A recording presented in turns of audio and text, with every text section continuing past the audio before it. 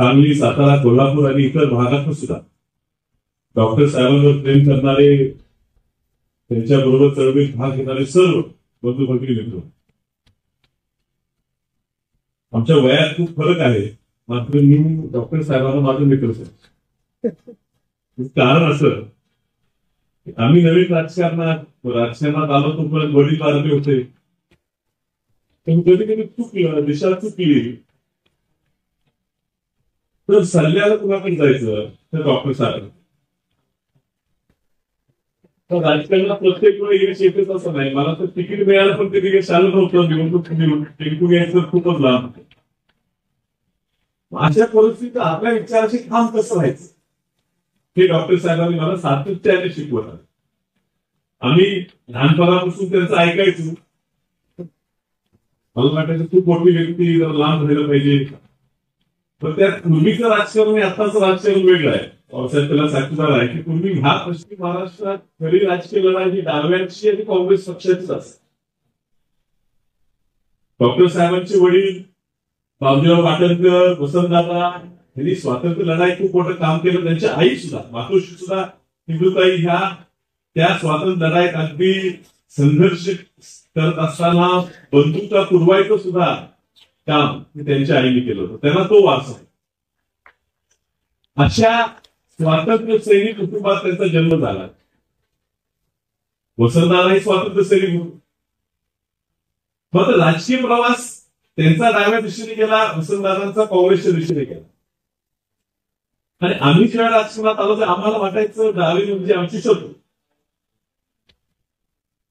आणि मग ज्यांचा सहवास आला, जे बोलायला चालू केलं आणि जुन्या गोष्टी जेव्हा लक्षात आल्या, मग खंत वाटू लागली की त्या काळचं राजकारण आताच्या राजकारणातनं का गेलं. भाजपचा विचार आपण आपल्या पश्चिम महाराष्ट्रात का सुरू केला.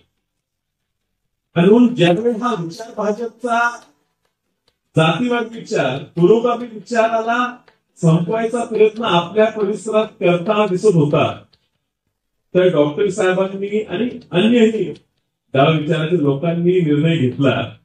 आणि वेळ प्रसंगी त्यावेळी आमचे बंधू प्रतीक पाटील उमेदवार असताना आणि अगदी मी अपक्ष उमेदवार असताना सुद्धा डॉक्टर साहेबांनी महाविकास आघाडीला पाठिंबा दिला होता. साहेब निवडणुकीच्या आधी ते सारखे माझ्याकडे यायचे की सगळे पक्ष एकत्र बसूया महाविकास आघाडी, तर तू पुढाकार घेतला पाहिजे. मला तिकीट मिळेल का मला माहित नसेल, तुमचंच गडबड चालली. आणि त्यावेळी निवडणूक लढायची म्हणजे डॉक्टर साहेबांनी त्यांच्या सर्व कार्यकर्त्यांच्या माध्यमातून आमच्या सांगली जिल्ह्यात एवढं काम डॉक्टर साहेबांच्या माध्यमातून झालेलं. खरंच ते कासेगावचे, त्यांना पाणी भरपूर आहे, नदी काही जास्त लांब नाही. मग दुष्काळी भाग जो सांगली जिल्ह्याचा आहे, आटपाडी, खानापूर या परिसरात जाऊन सुद्धा त्या कष्टकरी शेतकऱ्यांसाठी गडेगाव तालुका असेल, जत तालुका, ह्या लोकांसाठी एवढी कामं केली. कदाचित कोल्हापूर जिल्ह्याला माहित नसेल, पण सांगली जिल्ह्यात मोठ्या प्रमाणात आज इरिगेशन जे व्हायला लागले त्याला वसंतदादा कारणीभूत आहेत. म्हैसाळ ताकारी योजनेला, आता सुद्धा टेंबू आलफळ योजनेला. पण ह्यात महत्वाचा बदल घडला तो आहे पाणी पुरवठा. ते बंदिस्त पाईपलाईन पाणी पुरवठा. आणि या बंदिस्त पाईपलाईनचा पाणी पुरवठा पहिला आलं आणि ज्यांच्यामुळे जी सुरुवातीचा पायलट प्रोजेक्ट घेतला तो झाला आटपाडी तालुक्याचा. तो फक्त आणि फक्त डॉक्टर भारत पाटणकर साहेबांमुळे घेतला.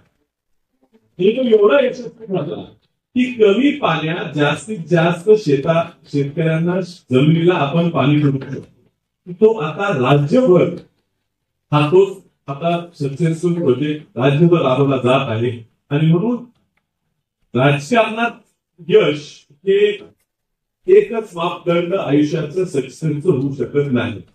तर कदाचित आम्ही निवडून येऊ, आमची इच्छा 2-5 वेळा निवडून येऊ, पण जगात सामान्य माणसाच्या जीवनात डॉक्टर साहेबांसारखा आम्ही जर बदल करू शकलो तर खऱ्या अर्थाने आम्ही यशस्वी झालो असं.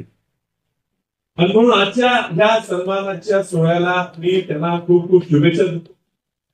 अजून वक्ते बोलणार आहेत, पण हा माझा प्रेमाचा संदेश डॉक्टर साहेबांना दिलेला आहे आणि डॉक्टर साहेब असंच सातत्याने आपल्या सर्वांच्या सेवेत जास्तीत जास्त काळ राहावे.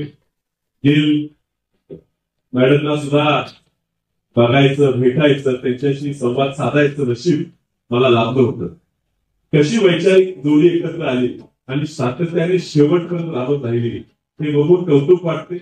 असंच डॉक्टर साहेबांनी आपल्या सगळ्यांच्या जीवनात भाग घालून आम्हाला सल्ला देत हवं. एवढे ह्या सन्मानाला शुभेच्छा देतो.